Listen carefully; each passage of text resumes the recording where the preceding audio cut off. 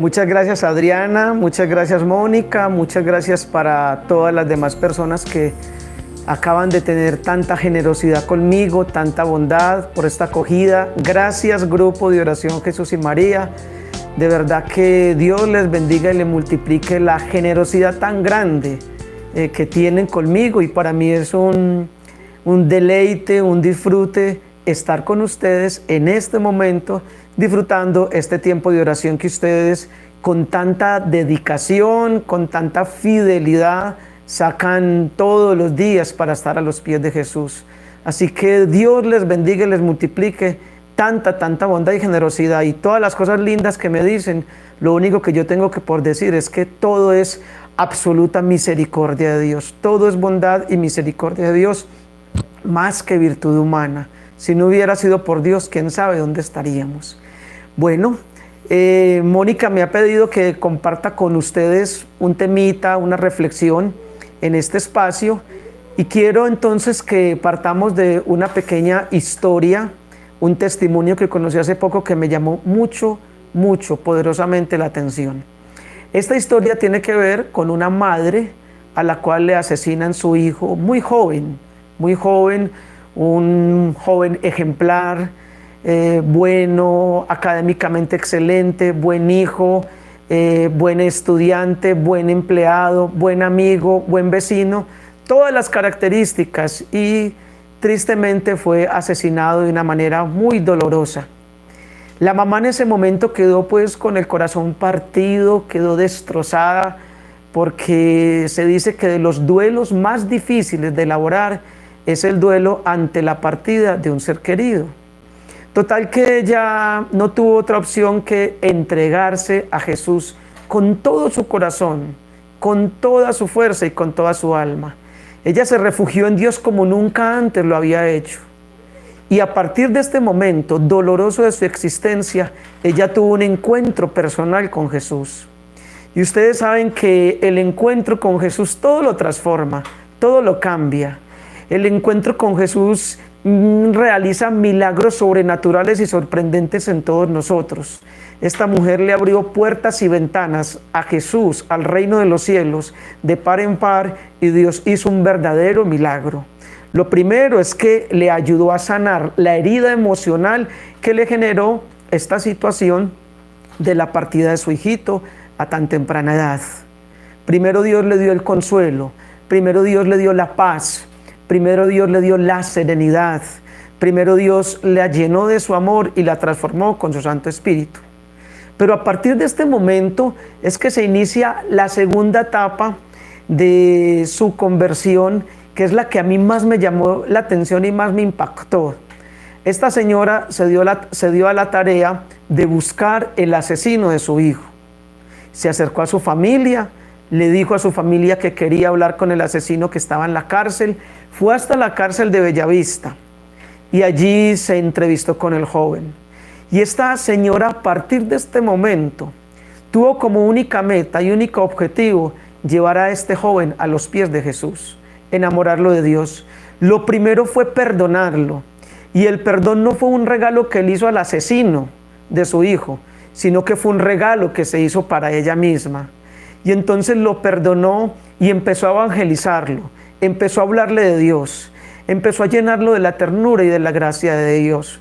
Y una de las cosas que cuenta esta señora que me impactó mucho es que se puso a preguntarle a este joven sobre su historia de vida, sobre los acontecimientos y circunstancias de su historia.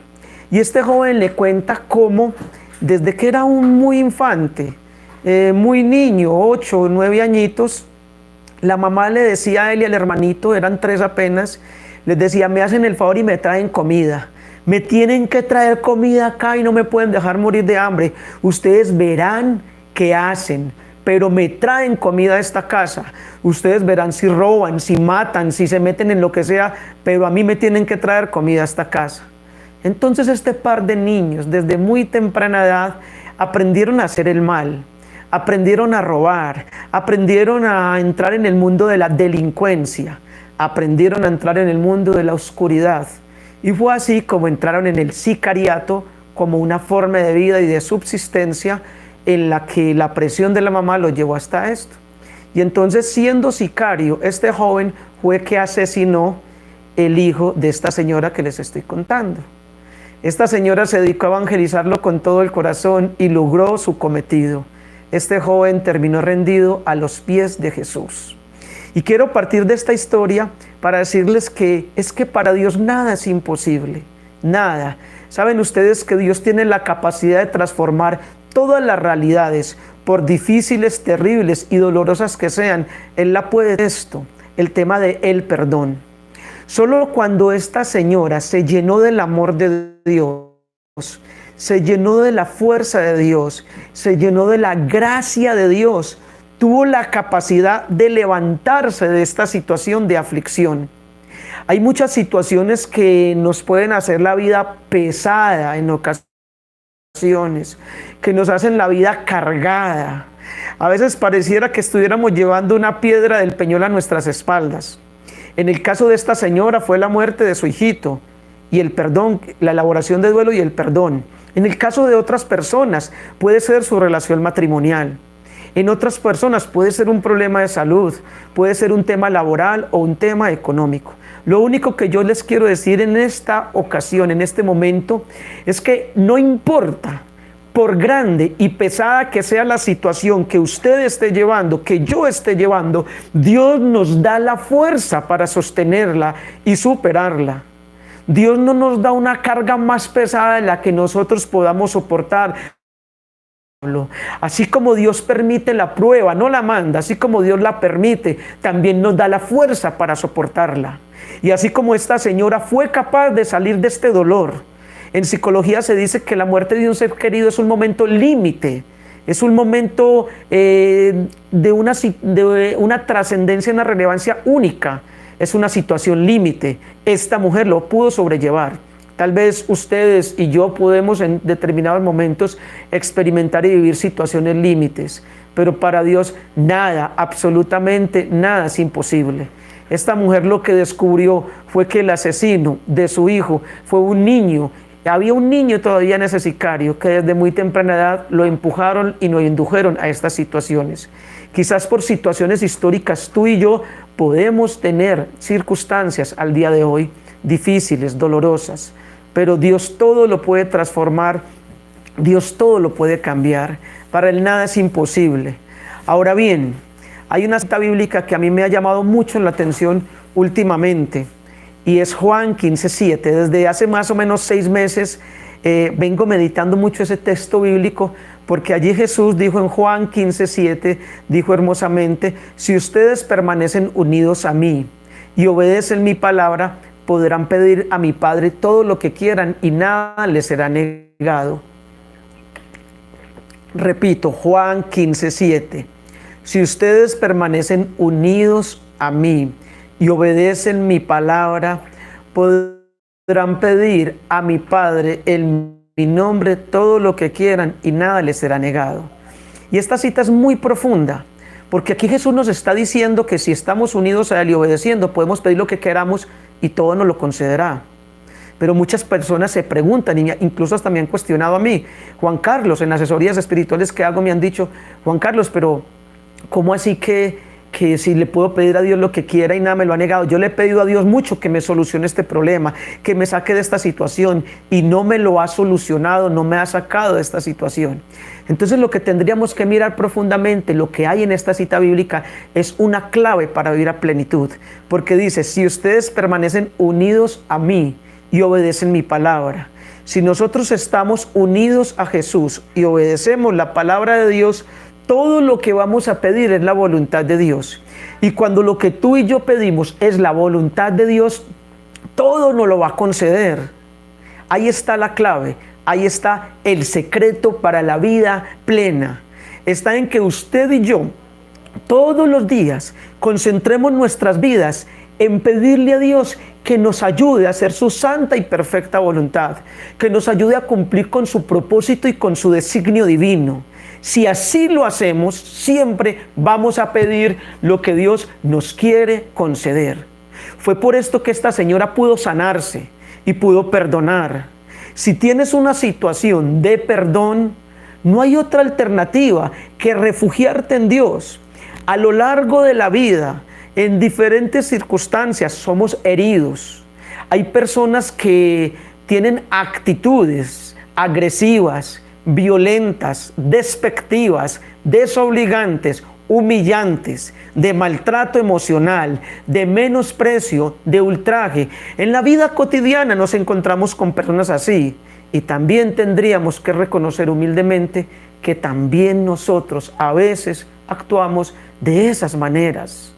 Y alguien podrá decir, yo no he matado a nadie, pero no podemos olvidar que hay palabras que duelen más que un golpe, que hay actitudes que hieren, que hay indiferencias que maltratan, que hay egoísmos que laceran el corazón.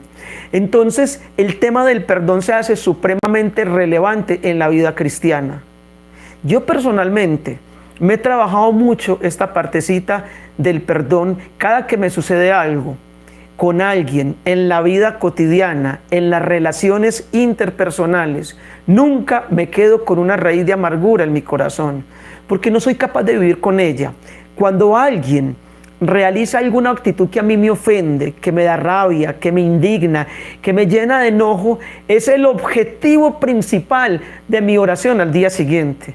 Al día siguiente, muy temprano, a las 3 de la mañana o 4 de la mañana, en mis madrugadas de oración, estoy de rodillas en el Padre Nuestro. Cuando digo perdona nuestras ofensas, como también perdonamos a los que nos ofenden, inmediatamente le entrego a esa persona a Dios y le digo, Señor, lo perdono, lo bendigo y lo amo. O si es una mujer, la perdono, la bendigo y la amo. Esa fórmula la aprendí hace muchos años atrás. Esas 3 palabritas, repito, cuando alguien haga algo que hiere tu corazón, que lo maltrata y que queda el resentimiento en tu vida, entonces es el motivo de oración principal. Y la fórmula es decir, lo perdono, Señor, lo bendigo y lo amo. Yo todos los días en el Santo Rosario hago el Padre Nuestro. Todos lo hacemos en el Padre Nuestro meditando el Santo Rosario. Y yo lo hago muy meditado. Cuando yo digo la palabra Padre, pienso en lo que es un buen Padre y el Padre perfecto que es Dios. Venga a nosotros tu reino, paro esa frase y medito lo que significa. Le pido a Dios que su reino venga a mí.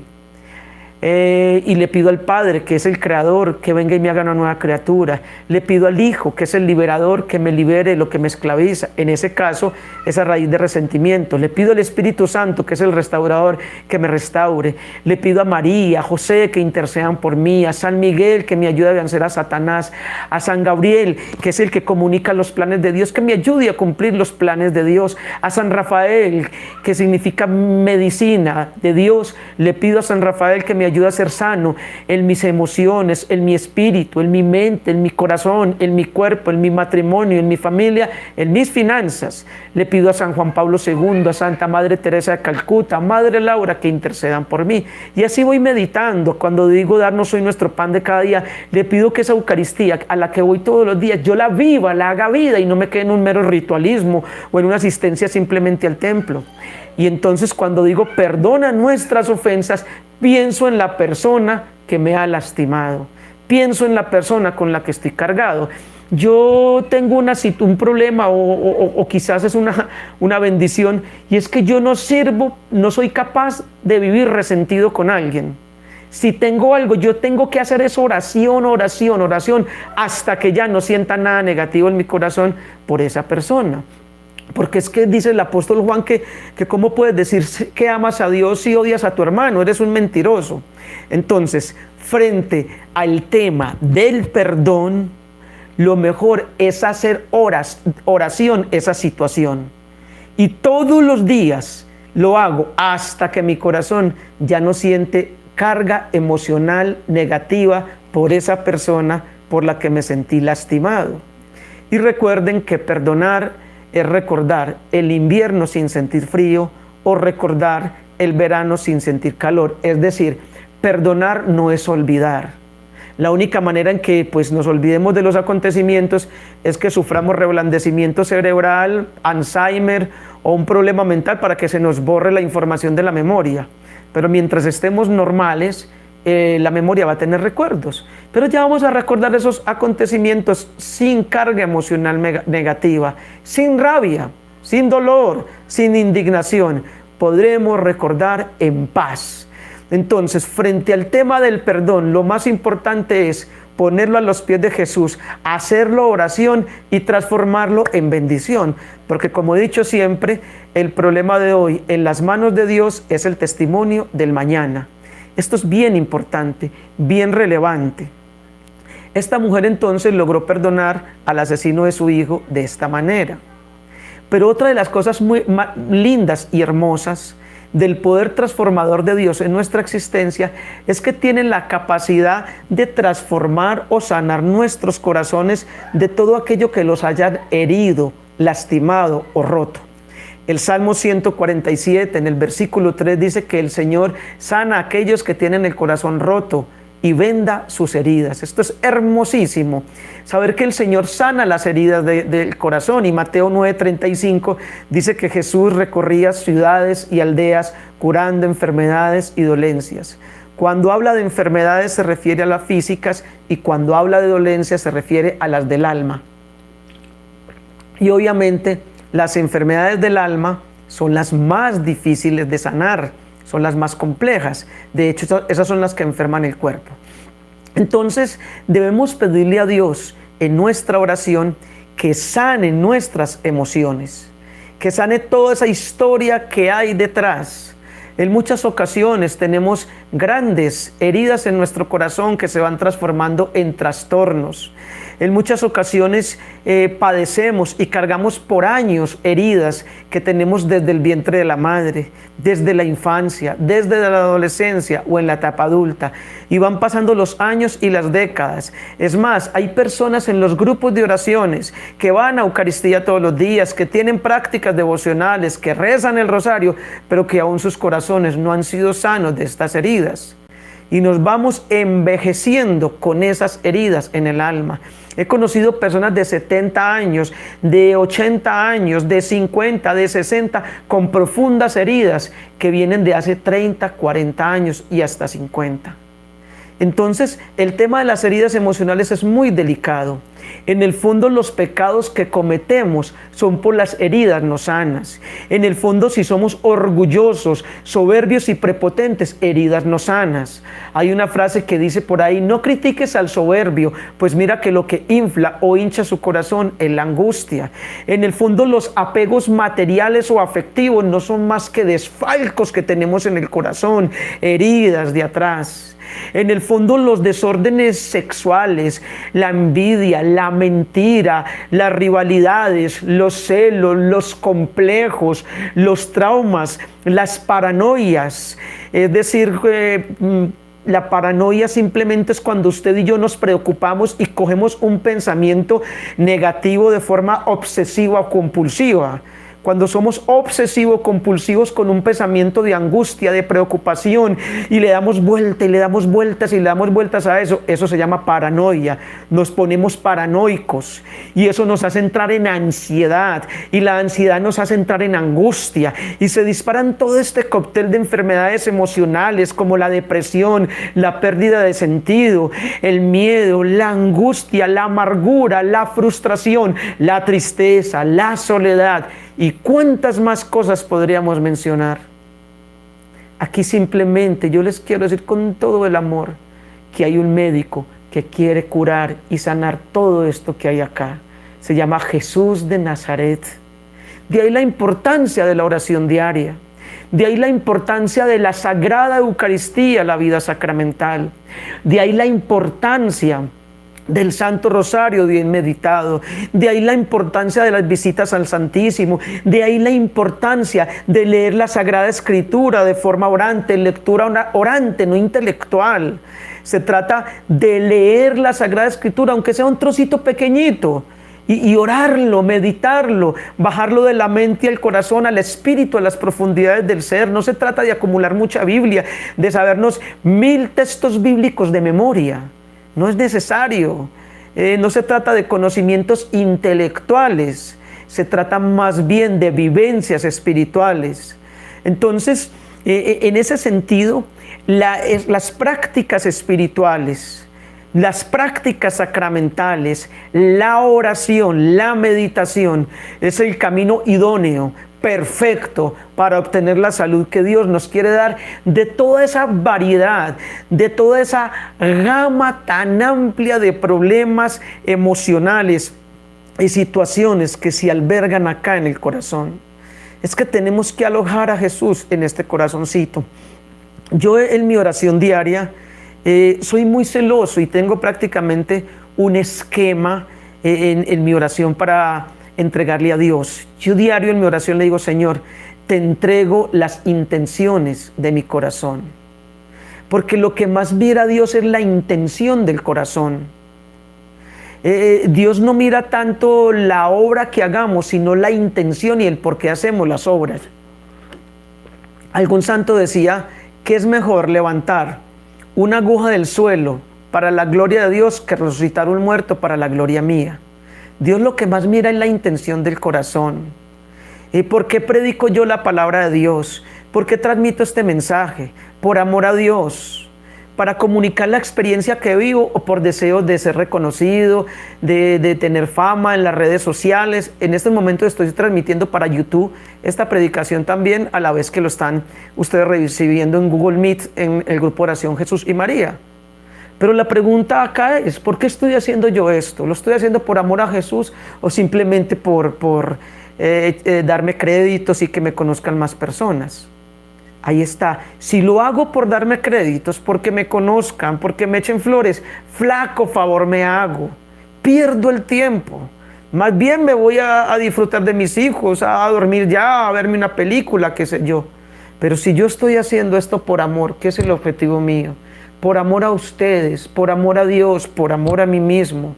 Porque no es justo que disfrutar de esta experiencia de Cristo y quedarse con ella guardada. Si lo hago con una recta intención, entonces sí vale la pena. Lo que más mira a Dios es la intención del corazón. Cuando hago una obra de caridad, ¿porque la hago? Cuando tengo un gesto bueno en la vida, ¿por qué lo hago? La intención del corazón. San Agustín decía que si un ladrón va a robar a una joyería y está muy bien vigilada la joyería y no puede robar, no por eso deja de ser ladrón, porque Dios lo que más miras es la intención del corazón más que los movimientos de la mano. Miren esto que dice San Agustín tan profundo: el ladrón va a robar con toda la intención, pero no pudo robar. San Agustín dice que de todas maneras es ladrón aunque no haya robado, porque lo que más mira a Dios es la intención del corazón más que los movimientos de la mano. Por eso Jesús dijo también que quien mira a una mujer deseándola ya adulteró. Claro, porque es la intención. Cuando yo miro a una mujer maliciosamente, eróticamente, mirada morbosa, descarada, insinuante, a puntos fijos de forma obsesiva y maliciosa, entonces ya pequé, aunque no haya tenido contacto físico con esta persona. De ahí que se diga también que en la vida matrimonial hay tantas formas de infidelidad. A veces se cree que la única forma de infidelidad es la afectivo sexual en el matrimonio. Y hay muchas formas de infidelidad en la vida matrimonial, muchas. Entonces, en este sentido, lo que quiero decir es que Dios mira mucho la intención del corazón. Si queremos ser sanos, tenemos que mirar las intenciones del corazón. Yo en mi oración diaria le digo a Dios: Señor, te entrego mis intenciones. Señor, te entrego mis deseos. Señor, te entrego mis pensamientos, porque acá en la mente es donde está, en la mente, acá está el campo de batalla de todos los seres humanos. Dime lo que piensas y te diré quién eres. Pero también le digo al Señor: te entrego mis miradas, que yo tenga miradas puras, santas, porque la mirada refleja orgullo, vanidad, prepotencia, arrogancia, desprecio. Los ojos son muy expresivos, los ojos hablan mucho, pero mucho y bastante. ¿Cómo son mis miradas? ¿Cómo estoy mirando? Hay miradas de resentimiento. Un adagio popular en los pueblos antioqueños es aquel que dice que si los ojos tuvieran balas, ya tal persona que me estaba mirando me habría matado. Entonces hay que pedirle a Dios también que nos enseñe a mirar, que nos dé la mirada de Cristo Jesús. Los evangelios hablan en repetidas ocasiones de las miradas de Jesús, Dice que Jesús, viendo la multitud, sintió compasión de ellos porque los veía como ovejas descarriadas sin pastor. Y mirándole con amor a más de uno de los personajes del Antiguo Testamento, Jesús los abrazaba y los acogía.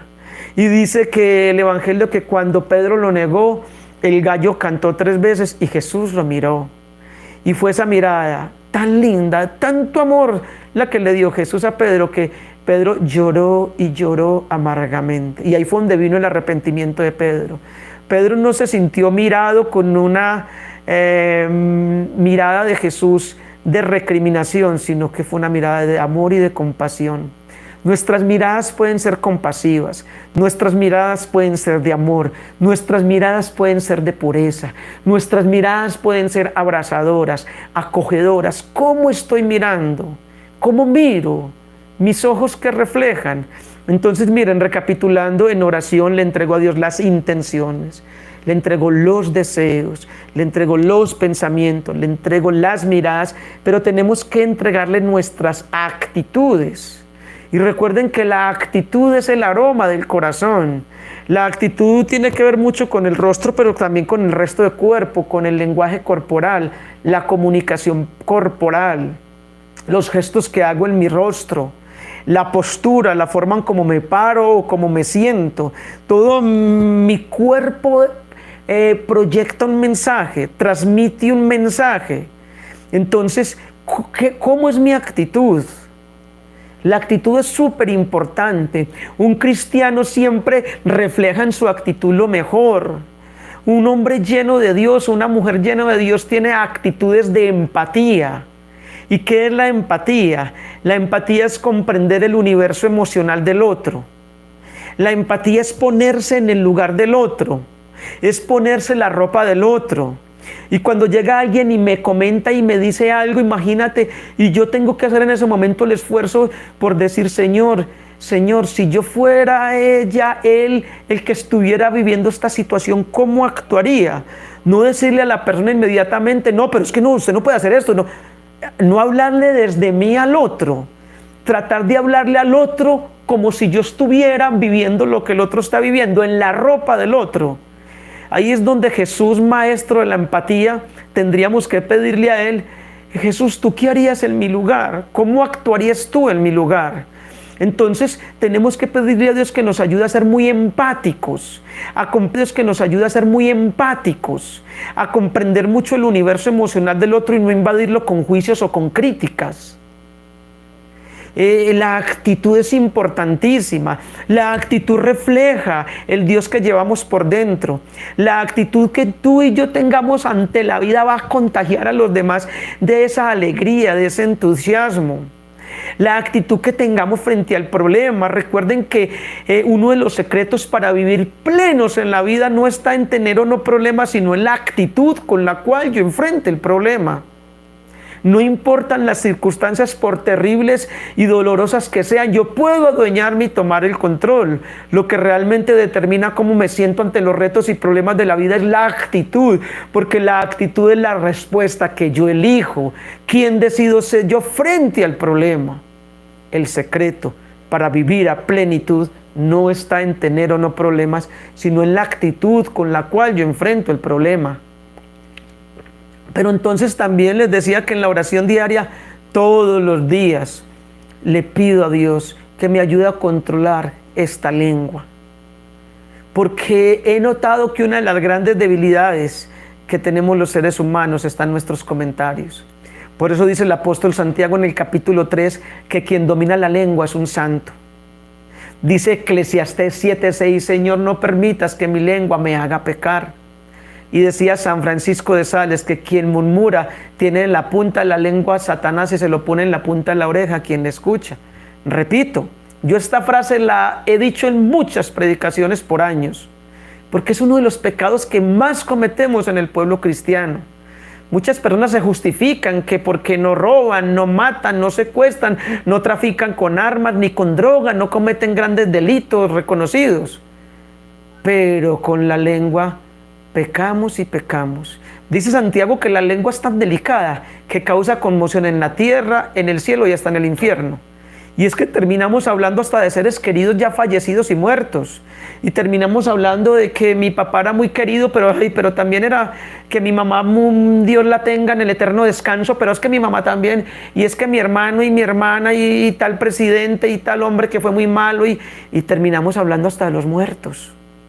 Y terminamos hablando a veces del esposo, de la esposa, del hermano, de la hermana, del vecino, del primo, del sacerdote, del director de la comunidad, qué sé yo.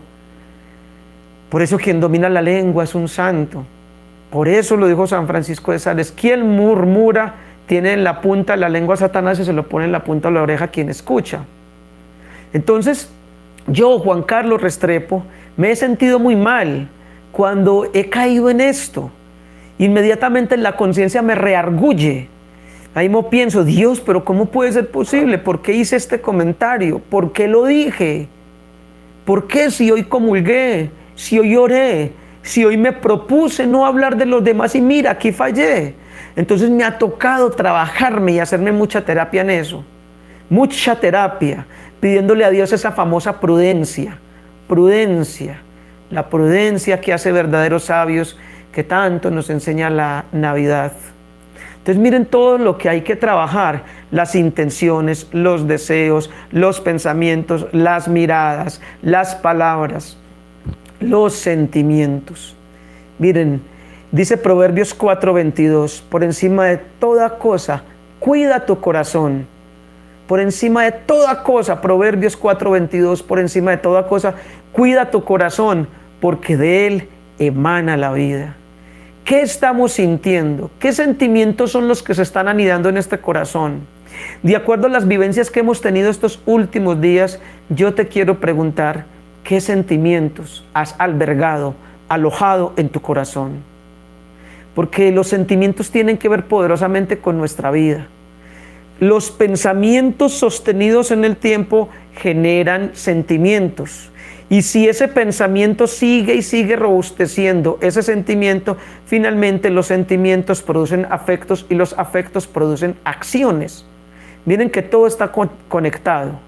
Y Jesús dijo: donde está tu tesoro, allí está tu corazón. Entonces debemos pedirle a diario a Dios que tome nuestro corazoncito, nuestros sentimientos. Yo a veces hasta que no saben a veces lo que pasa en el interior de uno, pero yo le digo: ay Dios, pero que estoy en la Eucaristía, ¿qué son estas cosas que están viniendo a mi corazón? Por Dios. A veces hasta en la oración. Por eso decía el santo cura d'Ars que la tentación se había convertido en su más leal compañera, que no lo abandonaba nunca. Miren, hasta en los momentos de oración, hasta en la Eucaristía, hasta en el momento de comulgar, este corazón está ahí resistiéndose con una cantidad de cosas. Por eso dice hermosamente Deuteronomio 6:4: amarás al Señor tu Dios con toda tu mente, con todo tu corazón y con todas tus fuerzas. Pero ocurre que en muchas ocasiones esta mente está dispersa por la falta de oración, de intimidad con Dios. Y si la mente está dispersa, el corazón también va a tener una cantidad de sentimientos que lo van a dividir y las fuerzas van a ser pocas para poder cambiar. Y dice Jeremías 17:7: engañoso es el corazón del hombre más que cualquier cosa. Miren cómo dice Jeremías: engañoso es el corazón del hombre. O sea, nosotros no podemos confiar en nosotros mismos, tenemos que confiar en Dios. Y cuando yo confío en Dios, ya sí me voy afirmando en el amor propio, pero la confianza tiene que ser siempre, siempre en Dios, en nuestro Señor, para que Él transforme nuestro corazón. Que le podamos decir al Señor, como dice el Salmo 51 hermosamente: oh Señor, crea en mí un corazón limpio y puro. Miren qué lindo: crea en mí un corazón limpio y puro, limpio y puro. Entonces miren, le entregamos a Dios las intenciones, los deseos, los pensamientos, las miradas, las palabras, las actitudes, los sentimientos. Y finalmente, en mi oración diaria le digo a Dios: te entrego mis acciones, que mis acciones sean agradables delante de ti. Señor, que yo te agrade hoy con mis acciones. Y es que también dijo Jesús: por sus frutos los conoceréis. En todas partes nos van a evaluar, nos van a medir por las acciones. En el trabajo, por los resultados de acuerdo al protocolo de funciones que nos hayan asignado.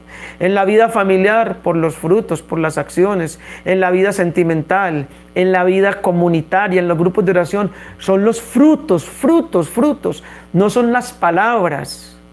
No son las palabras. Algún santo decía que de buenas intenciones o de buenas palabras está empedrado el camino que conduce al infierno. No son las palabras. No es la mucha palabrería o la vana palabrería. Hay una canción de música de planche por allá de la década de los 70, del 80 más bien, de la década del 80, que dice: palabras, palabras, palabras, tan solo palabras. Entonces no nos podemos quedar en solo palabras. Hechos son amores y no buenas razones. Anclar nuestra vida en acciones. Que nuestras acciones griten tan duro que callen nuestras palabras. Que sean nuestros testimonios, nuestras acciones las que hablen de nosotros. San Francisco de Asís decía: predica todo el día y si te queda tiempo, habla. Repito la frase: predica todo el día y si te queda tiempo, habla. Es decir, predica con el testimonio. Seremos más creíbles en esa medida. Entonces, el título que le di a esta enseñanza es el poder transformador de Dios. Y por eso quise partir de esta historia de esta mamá que perdona al asesino de su hijo, porque ella se entregó a Dios y Dios transformó su vida. Y fue y buscó al asesino a la cárcel, lo perdonó y descubrió todo lo que había en ese trasfondo de la vida de este pobre joven que le enseñaron desde niño a hacer el mal. Y ese poder transformador de Dios entonces nos enseña a perdonar, y ese poder transformador de Dios nos enseña a ir logrando un cambio grande en nuestra vida. Y desde ahí fue que acabo de explicar todas estas transformaciones que Dios ha ido haciendo en mi vida y que me ha permitido trabajar. Finalmente, quiero decirles que una de las cosas más importantes es tener comunión con Dios.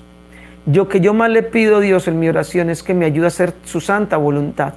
Y si bien es cierto que les acabo de comentar lo de las intenciones, deseos, pensamientos y todo lo demás, lo que yo le pido a diario por encima de toda cosa a Dios es: Señor, ayúdame a hacer tu voluntad, que yo te obedezca y punto.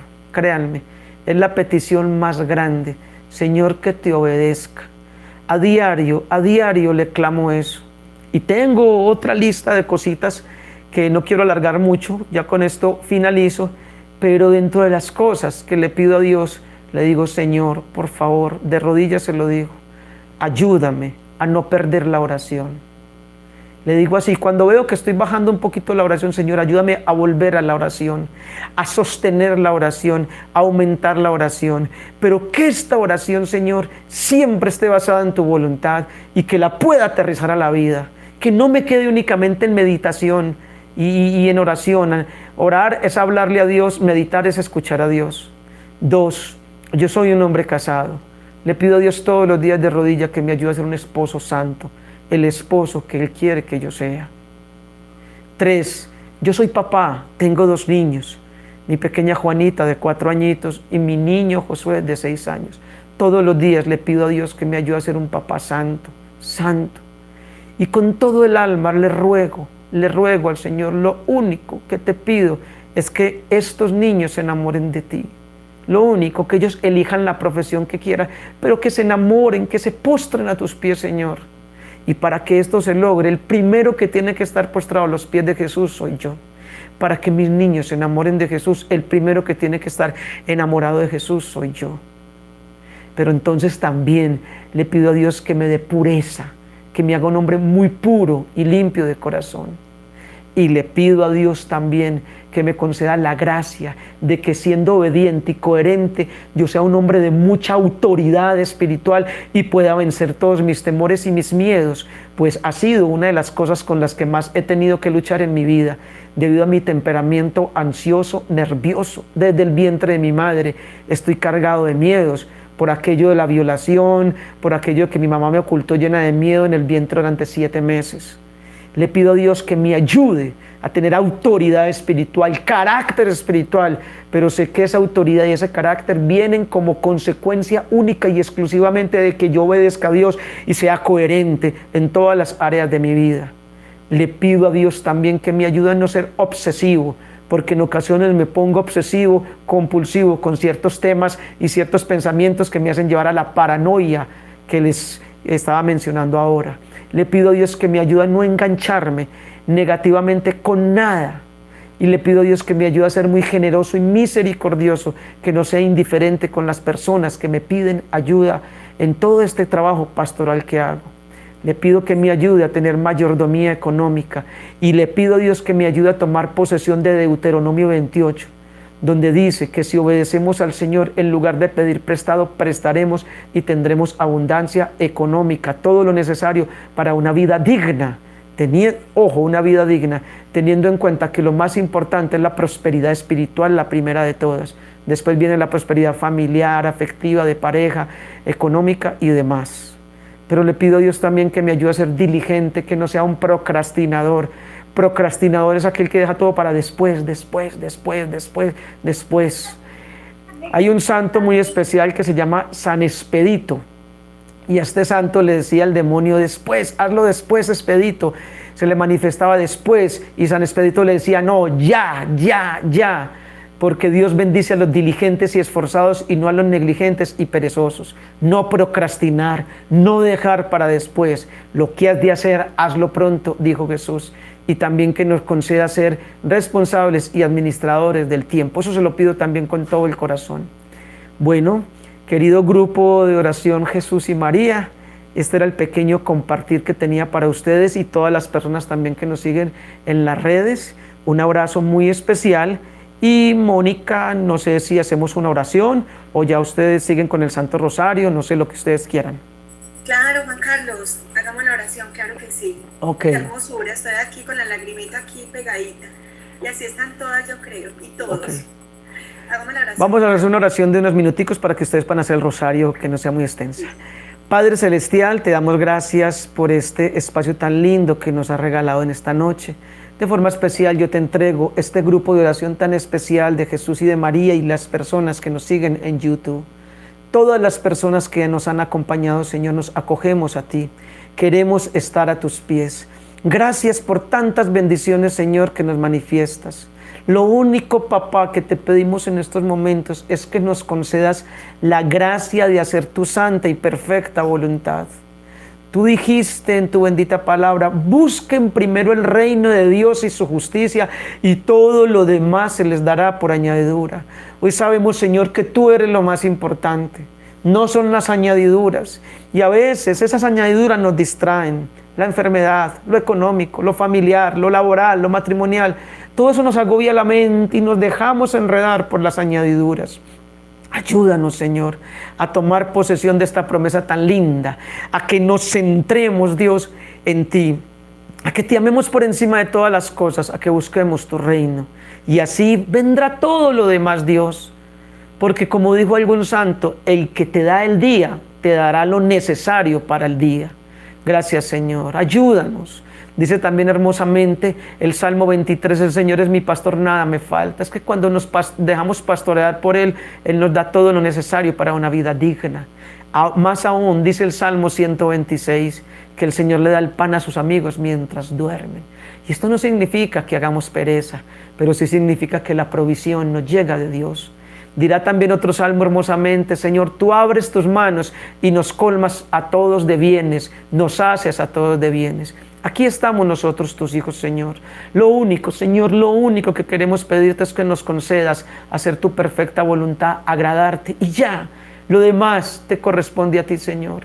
Lo demás está en tus manos, pero lo más importante es esto. Concédenos agradarte en todo, honrarte, ponerte en el lugar más alto de nuestras vidas, amarte con todo el corazón, renunciar a los ídolos y a todo aquello que obstaculiza nuestro camino de seguimiento a ti. Ayúdanos a hacer a un lado todo aquello que nos estorba y nos enreda en el camino espiritual, como lo dice el apóstol San Pablo. Hacer a un lado todo lo que nos estorba en el camino espiritual. Y como dice Hebreos 12:2, caminar con los ojos fijos en Jesús, autor y consumador de la fe. Gracias, Señor, por estas personas que nos acompañan. Bendícelas, Dios. Tú conoces sus realidades, sus circunstancias concretas, sus situaciones personales. Bendice a cada uno, Señor. Ayúdanos para que llenos, inflados por la gracia de tu amor, Señor, robustecidos por tu poder, por tu bondad y tu ternura, seamos capaces de enfrentarnos al mundo y a todas las circunstancias y salir vencedores con tu poder y tu fuerza, porque cierto es que nuevas son tus misericordias cada mañana, Señor. Bendito seas, Jesús, hoy y siempre. Gracias, Señor. Y aunque llegue la adversidad, como dice hermosamente el Antiguo Testamento, el libro de Habacuc, aunque no hayan vacas en el establo, aunque no hayan, Señor, bendiciones materiales, aunque todo escasee, en ti confiaré, Señor, y no temeré. En ti, Señor, confiamos. Aunque en estos momentos se diga, en esta fecha concreta de la historia, que la situación es difícil, que todo está muy caro, Señor, no dependemos de la realidad económica, dependemos de ti. Y aunque muchos digan, no, es que hay que ser realistas, nosotros dependemos de ti, no de la realidad, porque sabemos que tú cambias la realidad, Señor. Tú transformas realidades, y la realidad que primero cambias es la de nuestro corazón, para empoderarnos y llenarnos de fe. Tú cambias realidades, Señor. La realidad es que el pueblo de Egipto, el pueblo de Israel, llevaba 400 años esclavos y no podían liberarse, y tú los liberaste. La realidad es que llegaron al mar y no había camino, y tú abriste camino. La realidad, Señor, es que iban por el desierto y no había comida, y tú les diste comida. No había agua y les diste agua. La realidad es que no sabían dónde quedaba la tierra prometida, y tú lo llevaste. La realidad es que Lázaro había muerto y tú lo resucitaste. La realidad es que el hijo de la viuda de Naín estaba muerto y tú lo resucitaste. La realidad es que la hemorroísa llevaba 12 años enferma y tú la sanaste. Señor, tú cambias realidades, tú transformas vidas con tu poder. Por eso el título de esta predicación es el poder transformador de Dios. Y hoy te pedimos, Señor, que ese poder transformador tome nuestras vidas. Gloria al Padre, al Hijo y al Espíritu Santo. Ahora y siempre, por los siglos de los siglos. Amén. Ruega por nosotros, Santa Madre de Dios, Para que seamos dignos de alcanzar las promesas de nuestro Señor Jesucristo. Amén. amén. Mónica y grupo de oración Jesús y María, que el Señor los bendiga y los guarde. Gracias por esta invitación tan especial. Me gocé este ratico con ustedes. Y bueno, también quería decirles,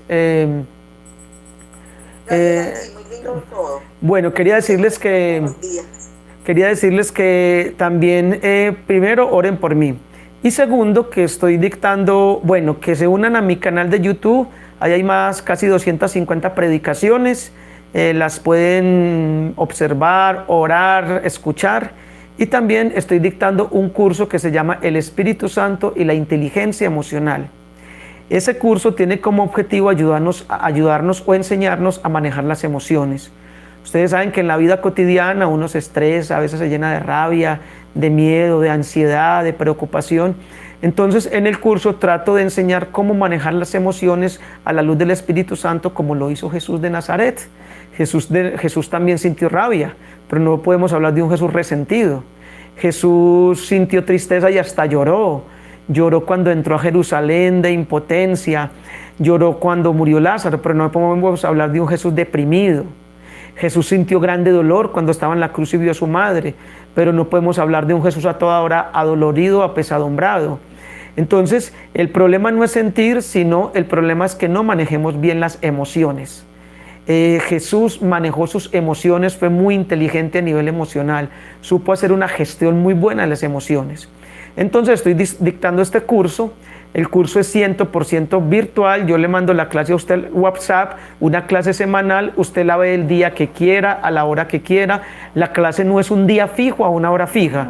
Yo se la mando a usted y ya usted la ve si quiere el lunes o el martes o el miércoles o el viernes, o ve 15 minutos cada día. Comprende un tiempo de oración al inicio de unos 5 o 10 minuticos máximo, después toda la enseñanza con citas bíblicas, diapositivas, imágenes. Estoy yo pues de forma magistral exponiendo todo el tema, hablando de los 9 componentes de la inteligencia emocional. Le hice pues un estudio a este tema y lo cristianicé, lo apliqué en Jesús y encontré muchas referencias bíblicas muy importantes.